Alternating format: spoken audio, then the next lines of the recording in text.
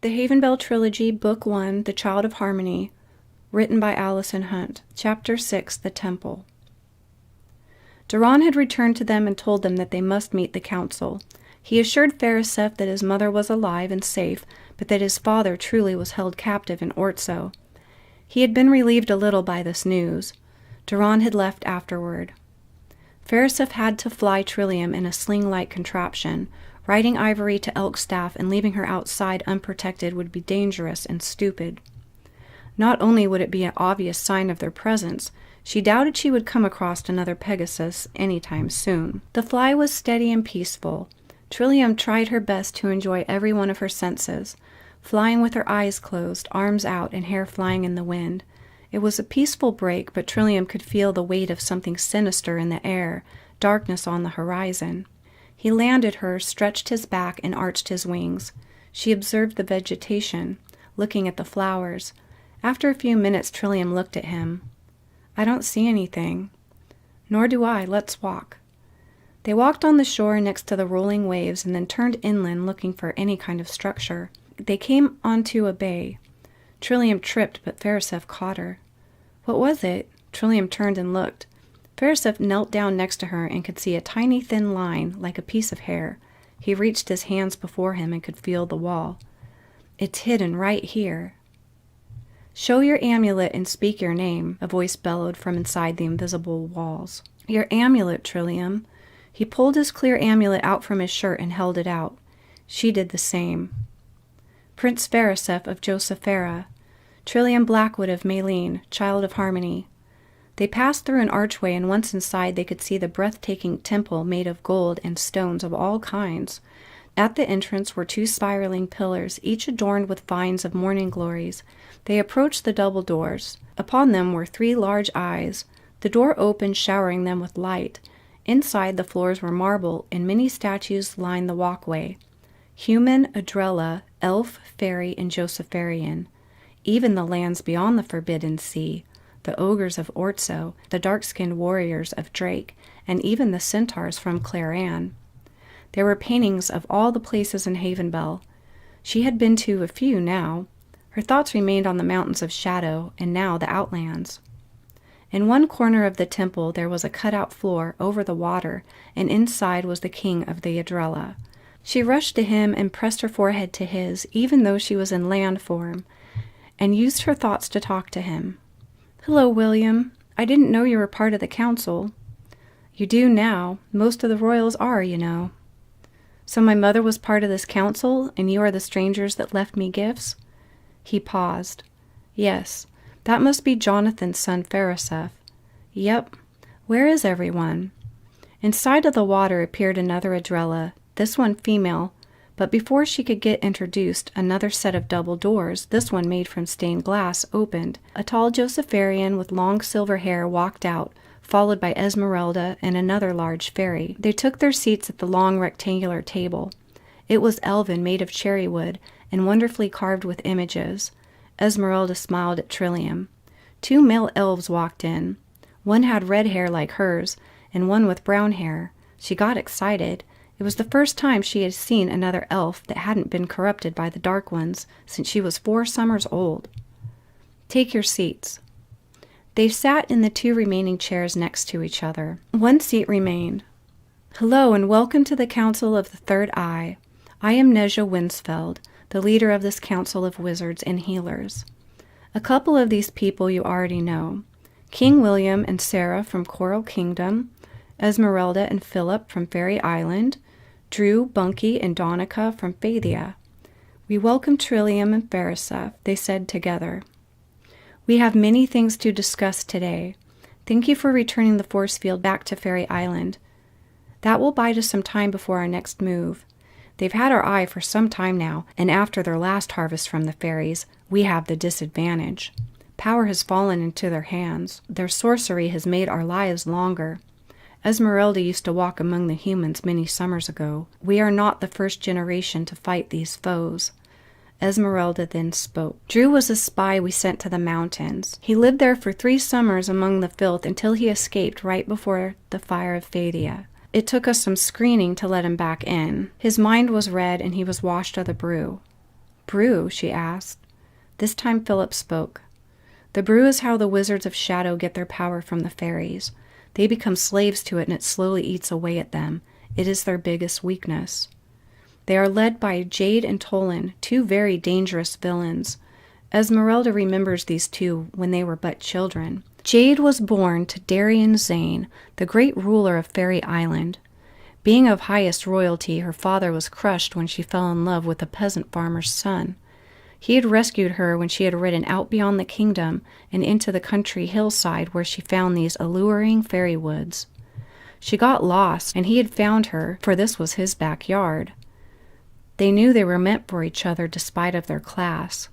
She finally told her father whom she wished to marry. He flew into a rage and arranged her to marry a duke. She was no longer given a choice in this matter. Mysteriously, both of her parents were found poisoned 2 days before the wedding. Tolan and Jade fled into hiding. Jade's mother, the queen, was a healer who had special powers that she passed to Jade. The two of them became friends with the fairies. They lived off the land, grew their own food, and made their own clothes. One day troops from Zane's palace found their little house while Jade was out in the woods. When she got back, the house had been set on fire and Tolan was gone. Her screaming and crying brought her the attention of one of her large fairy friends. She tried to comfort the wounded Jade, but Jade had snapped. She killed the fairy, and she noticed the extra strength it instantly gave her. Her powers tripled, and she gained new ones, like moving things with her mind. She made it into the kingdom to find her brother. With these persuasive powers, she tricked the guards into letting her in. After that, she was home free. She knew every passage in the palace. She found Tolan in a cell. She tried to talk the guard out of the key, but when that failed, she used her mind to move a sword from the wall and killed him. When she entered the cell, Tolan was in the corner. He had been whipped. By the time she left the castle with Tolan, everyone there was dead, including her brother. She had wanted to stay there, but she knew the wizards would be looking for them. They fled to the mountains, picking up strays on their way. They tunneled a cave in which they lived. The more people that came there, the bigger the cave got. Thus the Dark Ones were born, the Wizards of Shadow. Drew looked at Bunky, who carried on. Wallace and Kelly Locks joined them. He was the head healer in those days, and the most powerful of wizards. He heard that the healers of the mountains found something very powerful and were willing to share it for a price. With the brew, he could completely disappear. They called him the Cloak. It had to have been him who stole the eye. We found ashes on the ground the next day. The sunlight had fried them. "Did the Cloak have a son?" Trillium asked. "I'm not sure," Drew replied. "I haven't been in the mountains for over 25 summers. Our attempts at sending spies ever since have failed. I met one in the fairywood. He could completely blend into the trees. I think maybe he was his son." "How did you get out of the woods? It's almost impossible." "We got lucky." Bunky spoke again. "We have lost many elves as well after the fire. Somehow we need to get in there, retrieve the eye, and free the slaves. What if they are against us because of the brew? We can at least try to break the spell. We believe there to be a spy among us. How did they get into Josephera?" "Morgan Augusta was responsible for my kingdom's destruction. They told her they would kill Trillium and give her powers if she broke the shield." Neja raised his eyebrow with interest. Farisef continued. "She had been trying to get my attention for many summers, but she saw my attraction for Trillium and considered her an outsider." Council glanced at each other. Trillium felt her face grow hot. "There is still something strange going on. We plan to send another spy. It may prove even too dangerous for you, Trillium. You have the best chance because you are an Adrella and can get closer without being noticed, but losing you would be a great disaster. We have been trying to find the secret to breaking the elemental curse. We have found a long endurance spell but cannot break the sickness of elemental travel. Your mother founded the crossbreeding spell to improve on the sickness, but the ingredients are rare. That's why I advise you two to be careful. Farisef, you have a kingdom to rebuild and rule. After losing nearly half of your people in the attack, the last thing you need is for them to rebel against you for choosing her over a feather. You shall be separated for a while for both of your benefit." They glanced at each other but knew he was right. Neja looked at Farisef. On another note, your father has been kidnapped and taken to Ortso. We can only pray he's still alive. The king of Ortso, you see, has wanted him for several summers. Jonathan has had affairs with many women of other lands. One of the women died in the Forbidden Sea, and for that he blames your father." Verisov sat back in his chair. It looked like someone had punched him, and he needed a minute to make sense of it all. "Should we plan a rescue mission?" "No," Verisov stated. "He is still one of us. He's your father and the King of the Feathers. We may decide to send a rescue, but there is much to attend to right now. You must take hold and rebuild your kingdom. I know what you've just been through, and things will be hard. Because of the drastic loss of your people, we will send elves up to help you rebuild. We know your kind does not take lightly to the elves, but under the circumstances we think it will be all right. The sickness will set in, so shifts shall be arranged. There are a couple of small islands between Bathia and Josephera. They will be transported there for rest. You will need to build up your armies, make them stronger and faster. The time of all wizards is nigh. Trillium, you will be sent to the sea. There is something waiting for you. Your mother placed it there. What is it? Ask her for yourself." Trillium's eyes showed whites all around. Verisov's did as well. "Please welcome the Queen of Phadia, Jasha Blackwood." A great door began to open, casting in a great light. Out of the silhouette came a beautiful elf clad in jewels. Trillium's amulet began to glow in unison with her mother's. Durand sat upon her shoulder. "Trillium, how long I have thought of you and missed you for many summers. At last I am reunited with you." Trillium did not run to her as Jasha had hoped. Trillium's eyes filled to their brims. "How dare you? Durand belongs to you?" Durand would not make eye contact. She continued, "Do you mind if I speak to my mother alone? I need many questions answered." Esmeralda spread her arms, and the two double doors began to open. They both began to walk. Jasha's eyes brimmed with tears. They entered the room, and the door shut silently behind them. Jasha reached out to hold her hand. Without looking at her mother, she held out her hand in protest. "Trillium, please," she begged. "I didn't mean to hurt you. Don't be angry." Trillium strung her bow so fast that Jasha was helpless to even begin to pull her own to defend herself. Trillium circled Jasha slowly. "I grew up alone on a deserted island, and although I had Durand, I really had no one. No other person to hide me, protect me, love me. You could have let me know. Let me hope that one day I might find you. Trillium, if they found me, they would have found you. I couldn't risk your life. It was better that they believed I was dead. It killed me every time I thought of you, even raised in solitude. I know enough that you do not betray the ones you love. Do you think I wanted to send you away? Do you think I enjoyed you believing I was dead all this time? It killed me, too. I refused at first, but the council had made the order, and to betray them would have meant losing all protection from them. I would have been found and killed. I chose to wait and hope to see you someday. Trillium, I couldn't risk your death. You are the child of Harmony." Trillium put her bow away. "I am your child."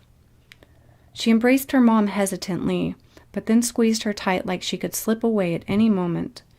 They stayed like that for some time, crying tears from their identical emerald eyes. At last Trillium spoke.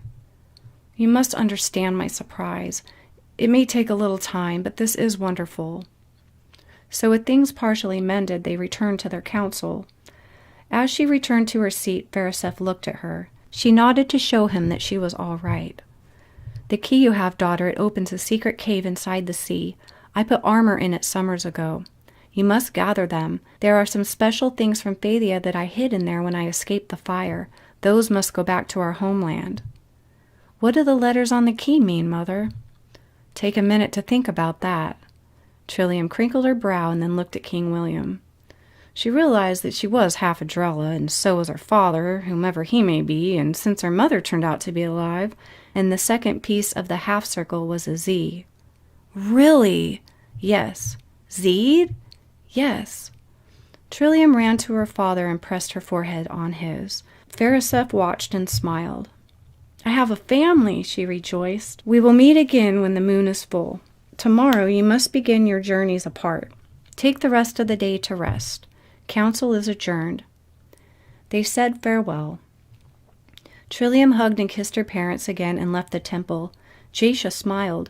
Veriseph, can you please fly me to Maylene? I know it's a long way, but I need to see it one last time. I don't think I can handle the distance. I have an endurance spell left, and I don't need it. No problem. They flew for hours, only stopping to rest a while at Misty Falls. Even though they were at the place where they had first met, both remained silent and troubled. They started off again, and when they got closer, they could see something strange in the air, some kind of haze. Smoke, she said. They've found it. Turn back to the falls. Veriseph turned back. He could hear Trillium weeping. They landed again, and Trillium ripped off the harness and embraced Veriseph. They lied, every single one of them, everyone but you. I will never lie to you. I will give you everything you ever want. Everything but a home, Veriseph. I have only been to the sea twice, and I am still a stranger. I cannot live up above. Fathia is my homeland, and I remember very little about it. I may not even get to see it again. How this day has made me sorrowful. I only wish to see my home of Maylene one last time, but the Dark Ones have found it. Now it's gone. It was all a matter of time, really. I will be destined to wander, and my mother, what a surprise and such betrayal. I, too, feel lost and betrayed. At least you didn't find out your father is a bad guy. I very much doubt that. I'm terribly sorry, Veriseph. You lost your father and almost your mother, and kingdom as well. I am ungrateful for what I have gained. I'm sorry. She kissed him. The council, he warned. We cannot, and you know it. He knew he could go no further. He rested for a while, composing himself, and then she whispered, You know that you are the most special person in my life. I trust only you, and maybe one day, if all is well, your people will accept me. I will miss you dearly while we are apart, Veriseph. She leaned her head next to his. He got a whiff of her jasmine scent and closed his eyes. They watched the sun set together. The lowering sun filled the clouds with neon orange, fuchsia, and magnificent purples.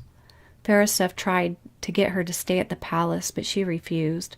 The shield was still broken, and she was safer next to the sea. They said their farewells. She kissed Veriseph and then watched him fly into the clouds. She found a nice spot to sleep for the night and thought of that kiss until she fell asleep.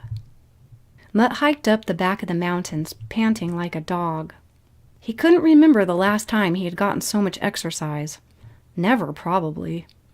It had been hot and humid, with the summer creeping in. At last the water warrior blessed him with a little rain.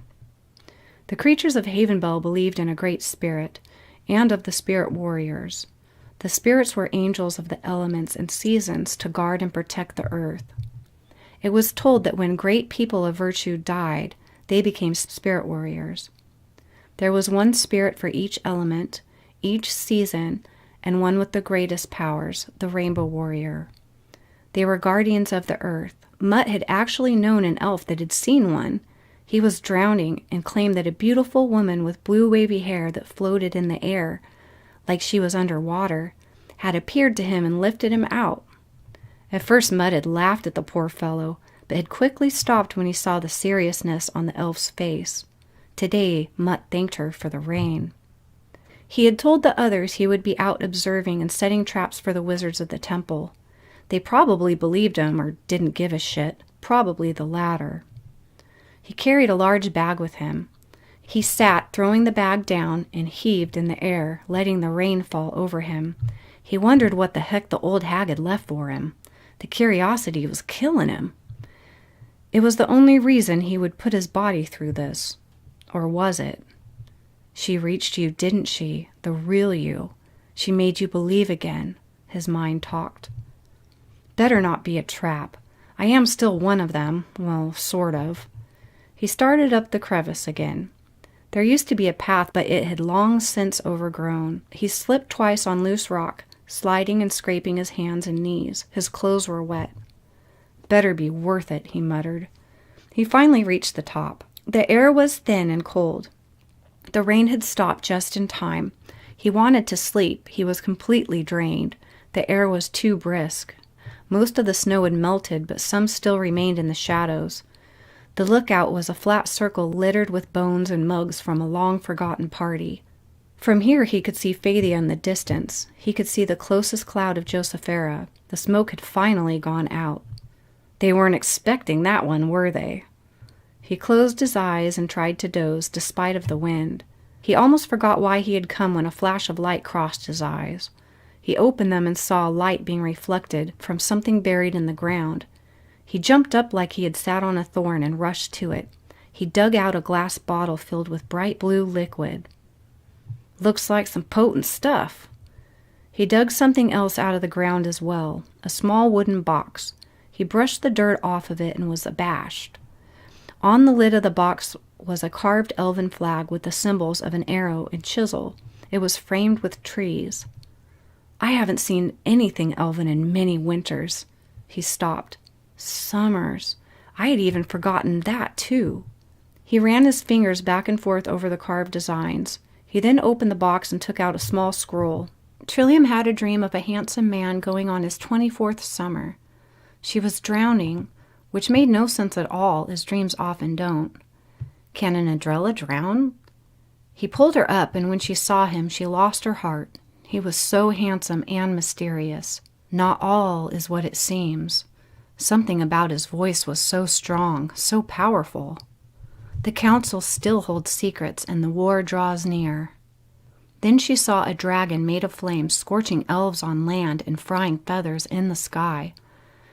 A being or a wizard rode upon the beast, but she could not see his face. She screamed and woke up, startled. "I've seen that dragon before. Who is that guy?" Clouds were starting to roll in, and she could feel the chill in the air. As the rain approached, she began to change her clothes. Today, she would not feel the rain. At that time, 2 warriors set out from Drake. They got to the south shore after a dangerous hike through many jagged rocks. The shore here used to be smooth and sandy, but the rocks were purposely placed to do one thing Drakens valued over anything: seclusion. Keep the Drakens in, keep all evil out. It took them from dawn to dusk to carefully cross the rocks. They were long, tall, and dark-skinned like all of those who lived in Drake. These 2 were very skilled, but still very lucky not to slip. "This is it?" the taller one asked. "This is our boat?" "This thing looks over 100 summers old," Jin agreed and kicked the boat, making it wobble. "Couldn't we have asked King Zareen to give us something better?" "Do you think he would have given it to us? Probably would have killed us if he knew we were leaving. That elf said to leave unnoticed, so this is what we get." "Do you think this thing will hold us?" "Guess we'll have to see." They each had a bag of supplies and a spear. They carefully climbed in, and Kai took the oars. They started out into the sea with the sun shining upon them. After they got out of the rougher waves, they both sprawled on each end of the boat. They took some bread and dried meat out of their packs and had a snack. They ate fast without conversation. When they were done, they crossed their arms behind their heads and began to doze off. They had been sleeping for an hour when Jin woke up. "Kai!" No movement. "Kai, we're sinking!" He shook him but failed to wake him. "You could sleep through a battle. Might as well get soaked. At least that might wake you. Kai!" He kicked his foot and Kai blinked. "What?" "Our food is soaked. Do you know how to swim?" "My pa taught me once on a lake, but I must have been 10 summers old." "Well, I don't. How do we get talked into this mess?" "Help!" Jin screamed. "The dark wizards will find us and kill us." "Either that or drown. This part of the sea is really cold, and you're too big for me to carry. Help!" He cried. Nothing was in sight. The water was already to their ankles. "You ready for the shock of your life?" The boat began to sink, and they prepared themselves the best they could. Kai screamed, and he submerged to his neck. "Float on your back like this." Jin flipped over. Kai tried to do the same but couldn't stay up. "Sinking!" Jin swam to him and carried him for as long as he could. "You're my best friend, Kai. I'm glad I got to spend the last of my days with you. Don't say I didn't try to save you." "Thanks." They both began to go under. Trillium swam to Coral Kingdom and approached William. "Hello, Trillium." He motioned for the guards to leave him. After they left, Trillium swam up to him and pressed her foreheads against his. "I'm so happy, Father." "As am I," he smiled and hugged her. "Where are you going today? I want you to stay with me for a while." "I wish I could stay, but I must find the hidden cave and return the sacred things to the elves." He nodded with understanding. "Please know that you are always welcome here and that I always want to see you." "Yes, I know. Thank you. I have a question I don't know how to ask. It's not really important. I'm just curious." "Don't be afraid to ask." "Zeed's mother. Who is she?" William frowned and then sighed. "Her name was Eileen. I married her before Zeed was born, and I loved her very much. One day about one summer ago, she began to act strange and was having some reoccurring nightmare. She insisted nothing was wrong, but one day she vanished. I believe she was being led to the Dark Ones." "Is she one of them now?" "She never made it. We found her body when it washed back out of the Forbidden." "I am sorry, Father. What happened? Did they kill her?" "No, I don't think so. I believe she was lured to them, and although their dark magic would protect her through the cold waters, her heart was too good." "I don't understand." "I think sometime after she entered the Forbidden, her heart changed her mind. She couldn't do it. Her heart won, you see, and the evil spell that protected her was broken, and she was no longer protected in the Forbidden." "I'm so sorry. I guess it was better that she did not become one of them, as sad as it is." "Oh, how right you are. Her heart was too good, and it killed her, but it was better than what could have happened." "Do you love my mother?" "You do not hold back, do you?" "Pardon me. You do not have to answer." "Yes, I do. We were very much in love at one time. She found the only mixed breeding spell, and it may never be made again. She had to hide it away to protect you, and the council advised me to marry an Adrella to keep my kingdom strong, so I did." "Do you think you could ever fall in love again?" "We love each other very much, and we will always. If we can defeat our foes and cure the elemental sickness, maybe it is possible." "May I see Zeed?" "Did you tell him? Does he know?" "Yes, he does now. Go ahead, he's practicing." Trillium hugged and kissed her father and went to find her brother. She found him training and was impressed at how he looked with his armor on. When he saw her enter, he dismissed his trainers. "You look tough," Trillium told him, and pressed her forehead to his. "Thanks," he answered, a little flattered. "Can you believe it, Zeed?" "I'm so happy I can hardly stand it. Are you staying?" "I wish I could, but I have a mission to complete."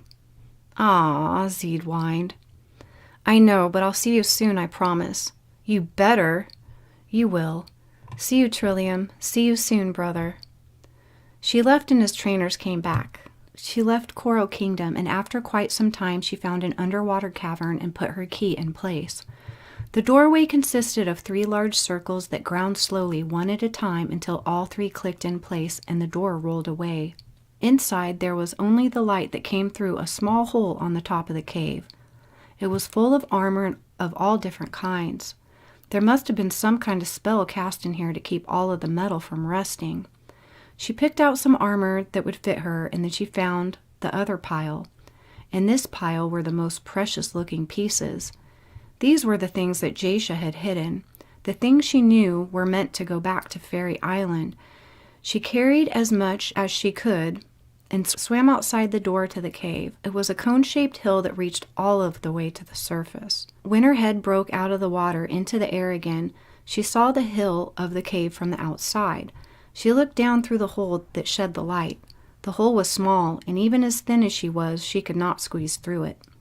On one side, there was a boat tied up to a tree that grew out of the side of the hill. She loaded it with what she could carry and swam back down into the cave. She did this a few times until all the sacred pile was cleared. She then saw a flicker of gems positioned on the opposite wall and looked over at it. There was a beautiful bow and arrow set that immediately caught her eye. It was pure silver and thin enough to be flexible. It was encrusted with many rare-looking jewels. "Thank you," she said to the non-present council. It was inscribed with the bow and chisel, the emblem of the elves. "Yes, I'm finally going to Phaedia. I'm finally going home." 2 Adrella guards were doing their rounds around the forbidden border when they saw commotion on the surface. Both jumped into high alert. What are they?" the other asked. "They're from Drake. I've seen one before, a long time ago. To see one in a lifetime is rare, but 3? I can't believe it." "They could be dark ones. Let's take them to the king." "They'll drown, you moron." "Oh yeah, looks like they are drowning." They both swam to the strange new beings. They each grabbed one and swam with smooth and steady speed to the nearest shore. They pushed them onto the beach. Jin began to cough and woke up with a face full of sand. He spit the grit out of his teeth.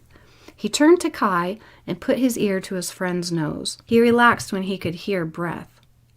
"Kai, we're okay," Jin rejoiced. Kai moaned. He began to sit up. He rubbed his eyes. Jin briefly saw a man in the water, but he looked strange. His face was pale gray and he had large, bottomless blue eyes. The man winked at him and was gone. "Did you see that?" "See what?" Kai answered, annoyed, trying to fill the missing gaps of his memory. "I think I saw an Abella." "What's an Abella?" "You remember those children's stories about the sea people?" "Yeah, I do, but those are just made-up stories they tell children to make them use their imagination." "I swear I just saw one. I swear he saved us." "Well, I didn't see anything. I think the water warrior just decided to take it easy on us." "Where the hell are we?" "I don't know. We could be hundreds of miles from Phaedia." "Wherever we are strangers, and worst of all, unarmed." "Aw, crap!" Lars sat among the wizards and was handed a fresh mug of fairy delight. Jade spoke. "All we have is one large fairy left, and that should hold us off for a while. Even with the eye, we cannot penetrate the fairy force field. Soon there will be a battle. I have foreseen it. If we want to win and survive, we have to make another kill, a good one," Tolan finished. "Losing the cloak was our biggest loss, but now De Groot, Tambit, and Aurora. We need some new recruits. We have spies and slaves, but it is unknown whether they will stay loyal." "They will. They must have the brew. They are helpless." "As a reward for the capture of Joseph Farah, the king of Ortso is sending us troops." "Yes!" Nimmy shouted. "I'm going to get the one that killed my De Groot." "Along with the slaves and army, we shall be fine. Only a few of us can talk to the Adrella, and they have the hardest time trusting us. If we could strengthen an alliance with them somehow, it would do a lot for our goals." A crow flew in the cave squawking madly. It landed on Jade's shoulder. She smiled. "Just leave that to me." Trillium beached upon the shores of Phaedia. She was excited, even though she could see no trees. She covered the goods in the boat with her cloak and slung her new bow and quiver on her back. She climbed the sandy hill but was heartbroken when she reached the top. All of the trees had been burned or chopped. No grass grew on the barren ground. She saw a group of elves rapidly approaching her. One rode a horse. She waved her arms to them, excited to meet new elves. She was taken back when an arrow grazed her. "Hey, don't shoot! I don't want to fight!" Still the arrows flew. She watched them all with precise vision and dodged them all in a series of jumps and flips. "I am a friend of the queen. I come peacefully." They still charged her. Against her better judgment, she placed the bow down and backed up. "If you are a friend of the queen, why do you have her missing bow?" "I found it on a quest. I had no idea it belonged to her." "When Phaedia was attacked, much of the royal armor was stolen. How are we supposed to know if you're a wizard or not?" "I'm elvenkind, don't you see?" "We've never seen the likes of you before, and besides, we do not serve our estranged queen." His lips pressed into a straight line. What Trillium hadn't realized is that the current had sent her about 20 miles north of the border between north and south. If she had landed on the other side of the wall, about 10 miles south, she would have been greeted and honored. The north side had remained dead ever since the fire. The northern elves were converted and traded with the dark ones. "You are a trespassing stranger harboring stolen goods." He pointed at the boat and the elves swarmed it. "Hey!" "Keep your mouth shut." 2 guards grabbed her hands. The leader leaned forward and snatched the bow. He overlooked it with greedy eyes and then passed it to a guard. "This one's mine." "Damn you!" she spat on him. "String her up and take her to the city." The elves cheered. They chained her arms and feet. The leader led them, and 5 guards followed him. She was third to the last in line. 2 followed behind her. They walked through a forest graveyard. Darkened skeleton trees still stood all around them. One of the guards behind her held the end of the chains. He was large and smelled ripe. He stepped on the chain, halting Trillium in mid-step, sending her to the darkened earth. The smaller guard accidentally stepped on the chain, sending the big one down on top of her. It knocked the wind out of her. His sweaty armpit fell over her face. He yanked her up violently. The leader turned to see what the commotion was about, and then turned away disinterested. He accidentally dropped one of the chains. She had had just enough time to slip out of the bindings. She swung the chain, and it struck one. He dropped to the ground, knocked out cold. She grabbed the chain and freed her feet. The other charged her, and she high-kicked him, sending him backwards to the dirt. This grabbed everyone's attention, and they all mugged her. She took on 9 at once. She swung the loose chain above her head and nailed 4 with it. She dropped it and took a flying leap at one of them. He held up his shield, but the impact of her smashed his head into it. He tumbled, and she snatched the shield and deflected the incoming arrows. She took a dagger from her boot and flung it into one's chest. The other went to help him, and she got him as well. Then a shock of pain rushed up her arm. There was now an arrow stuck through her. She cried out and fell to her knees. She turned and saw the leader with the silver bow aimed at her. The other grabbed her from behind. He left the arrow in her and tied her arms again. The wounded began to recover, and a few of them limped back into the line. They started to the city again, and doom awaited her like a stalker. Jin and Kai had scrounged around for something to eat, but only found berries and blossoms. They ate a little, but it only made them hungrier. They started to the forest to find food and water. They saw no signs of anybody. "We're so screwed," Jin pouted. "Huh? How are we going to catch anything without weapons?" "I don't know yet. You know, we may never be able to return home." "Yeah, that's the risk we take. Hopefully, if we do what we are told, that elf will reward us." "Yeah, I hope so." They reached where the woods began, and Kai looked uneasily at Jin. "We don't have any idea what's in there." "Doesn't matter as long as we can eat it." They both laughed. They entered the forest. It felt good to be under the canopy of trees. Many wildflowers grew inside. They stopped and smelled each one. There was nothing like this in Drake.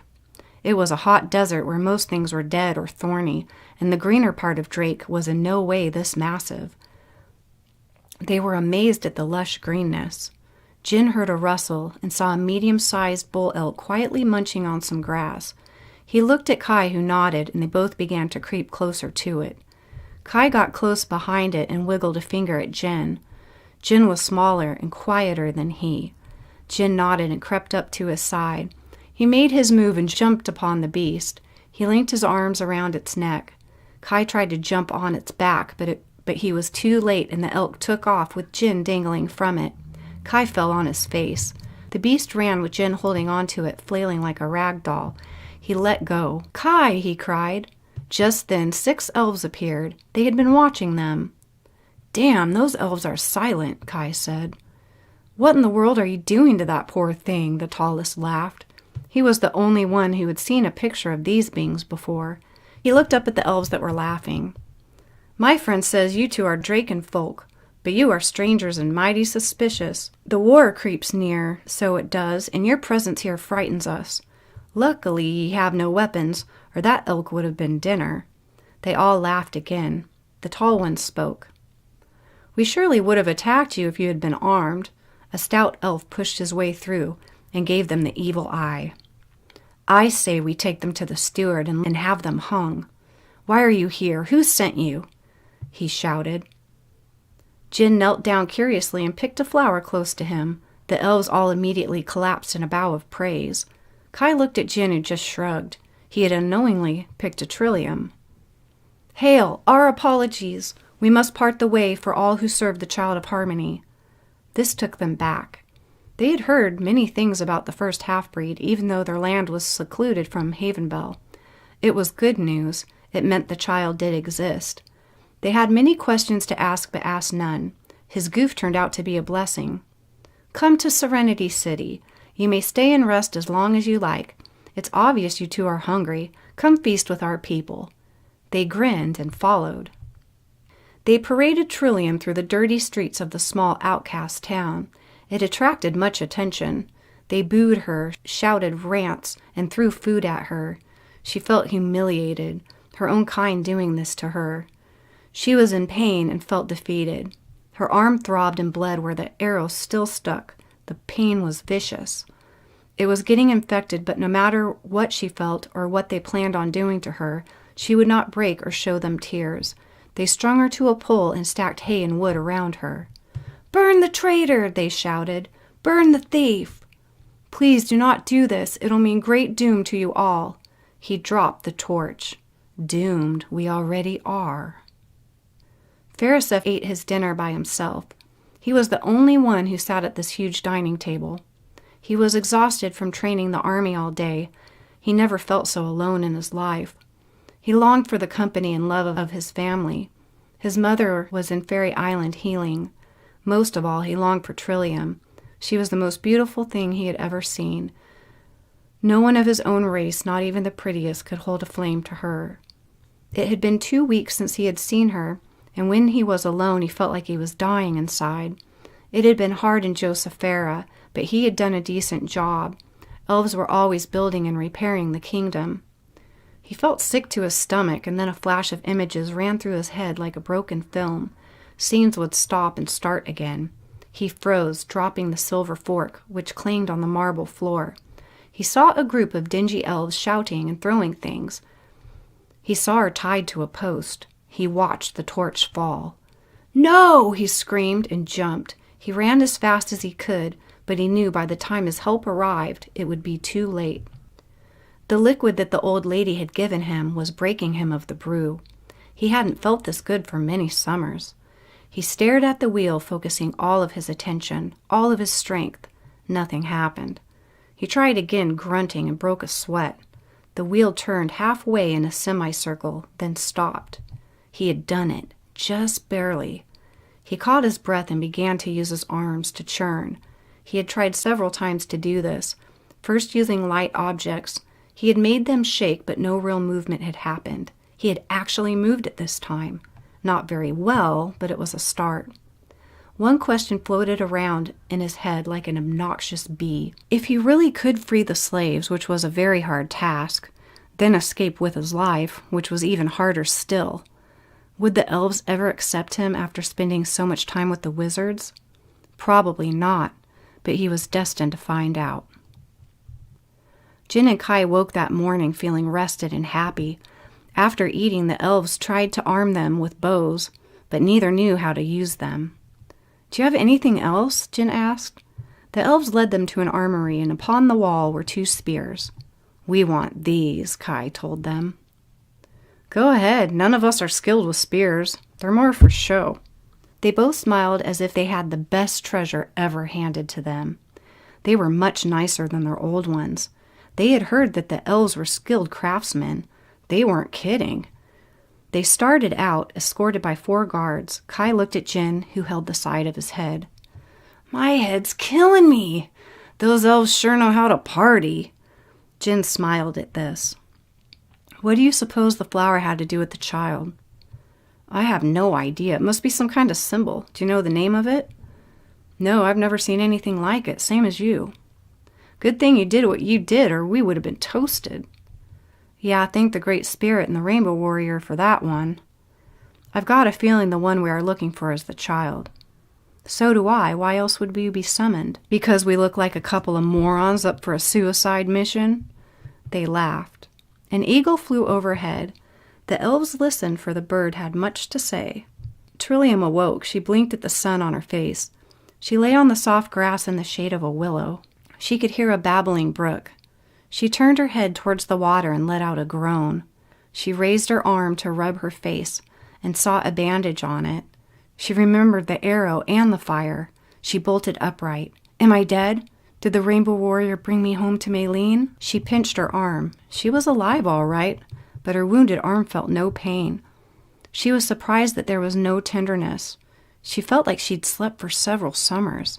She was now sure she was in Fathia still, just a different part of it. How much it did feel like home. She heard a rustle, and in 3 seconds she grabbed for her bow, but there was none. She held her fists out instead. "Whoa, settle down," the stranger said. He was a tall man in his late 20s with light brown hair and eyes as blue as the sky. His voice was piercing, but of a pleasant kind. It was clear, wise, and demanded your attention. He laid 2 limp rabbits at her feet. "I've only come to bring you lunch." She burned with instant attraction. Her heart raced. She sat. "You're him." "I'm who?" "The one from my dream." "Am I? It's flattering that the child should dream of me. You have strong foresight. Who are you?" "My name is Jensen."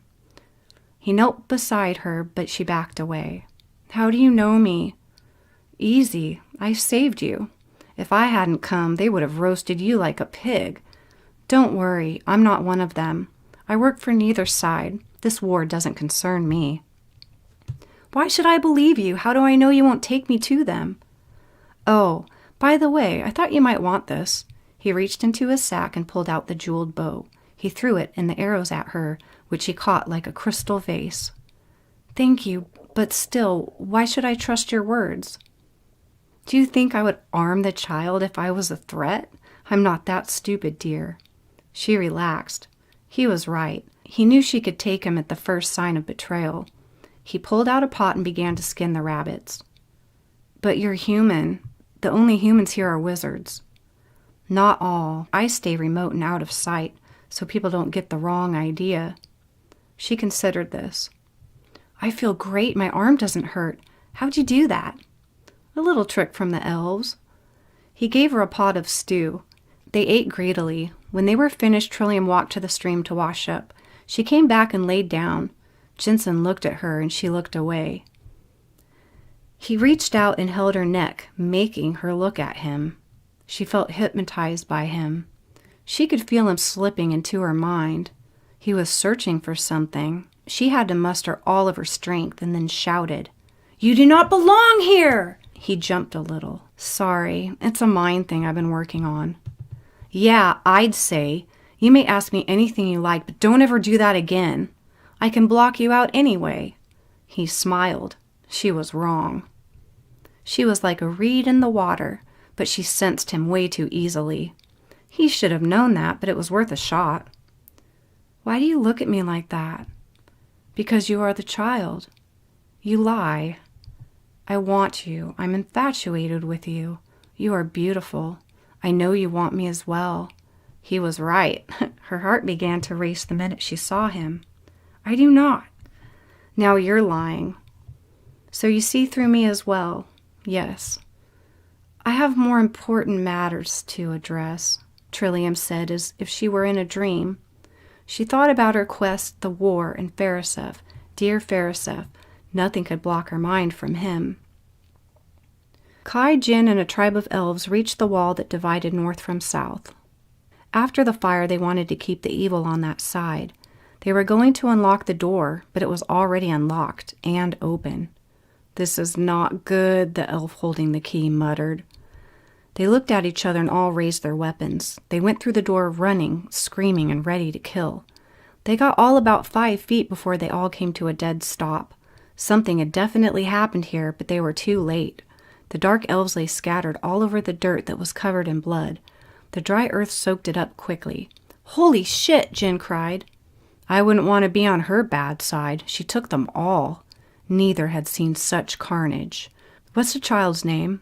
"Trillium," one of the elves answered. "Let's try to find her. The elven lady will be mad if we don't do our job." They split up shouting her name. Trillium heard this far off and snapped out of her dream. This startled Jensen, who waved his hand over her face and whispered, "Sleep." "I see something," Jin called. He rushed to where he saw the body in the grass. He shook her shoulder, but nothing happened. "Back up, don't startle her." He jumped back like he had been bitten. "Trillium, wake up!" She woke and jumped to her feet, drawing her bow in seconds flat. "Whoa, wait!" He motioned to Kai. They both lowered their weapons. "We were sent by an elven lady to find you." "You are not from here. Why would I be sent to outsiders?" "We are not really sure. We will ask her when we meet up." She knew that they were telling the truth, but remained suspicious. She told them that she had a boat on the northern side, so they followed her back through the door and walked into the dark land once again. They followed her to the village. She realized she hadn't been dreaming. All of the dark elves were dead. Jensen was no neutral man. He was a monster. He enjoyed his killing. He even took time to hack all of these guys into pieces. "How could you do that? Isn't death enough?" Jen accused. Trillium turned in surprise. "I didn't do it, I swear." They didn't believe her. "No, there was someone else here. He saved me from them." "Then where is he?" Kai asked. "I don't know. He bandaged my arm."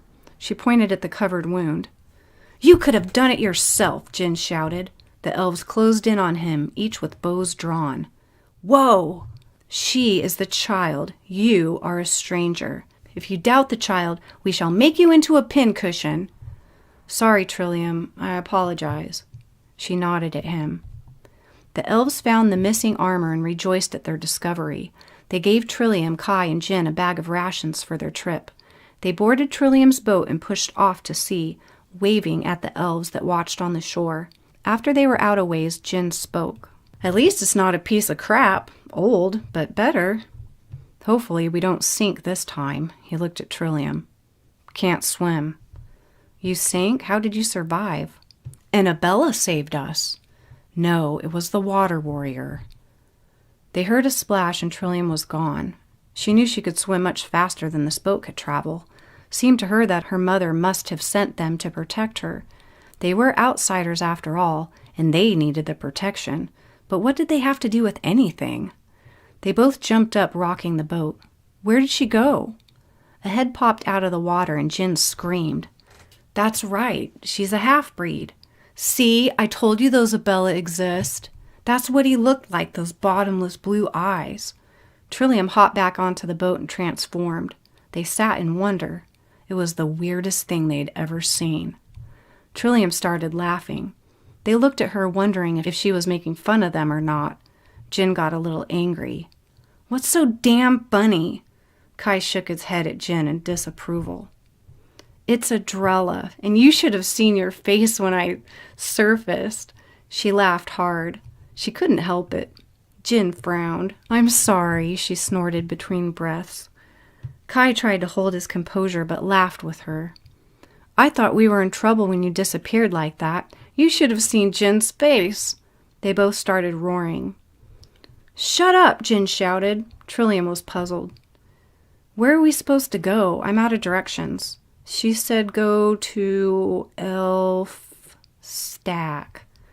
"No, Jin, elk, like the creature we tried to catch," Jin corrected.